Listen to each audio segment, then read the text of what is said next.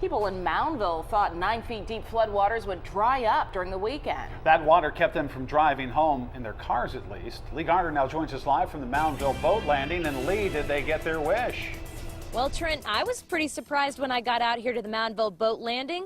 As you can see, the Black Warrior River way on back there behind me. But if you take a look at the ground here, all around our feet, see all of this mud? All the way up until probably about this point right about here. That's where the water was when we were last out here. Now, locals tell me the Black Warrior River right there right now, still high compared to what they're accustomed to. That, with the rain, has made them a little bit nervous that they could be looking for some intense flooding here. There's a lot of vacation days used to stay here and watch the river rise. Here's something we weren't able to show you when our crews were at this same spot last week.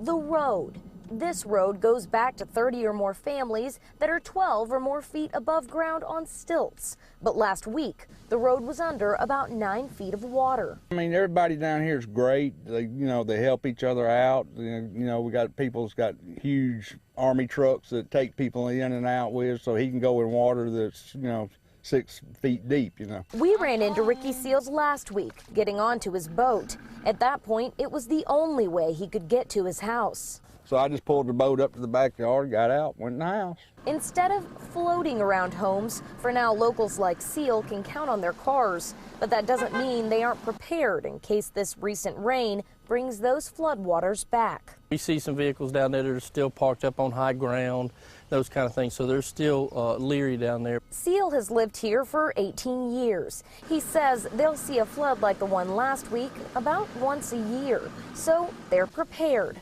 But tomorrow I'm planning on going back to work and just, every day is normal. Keep an eye on that rascal. If it gets on up, then I'll deal with it. Now, as for the families that live out this way, locals tell us that the majority of them will either go and stay with residents or get a hotel when they know that flooding is coming. But there are about 7 or 8 of them who just stay back there and brave it. As for what's going to happen to them, if there's going to be flooding, we'll just have to wait and see. Reporting live in Moundville, Lee Garner, CBS 42 News.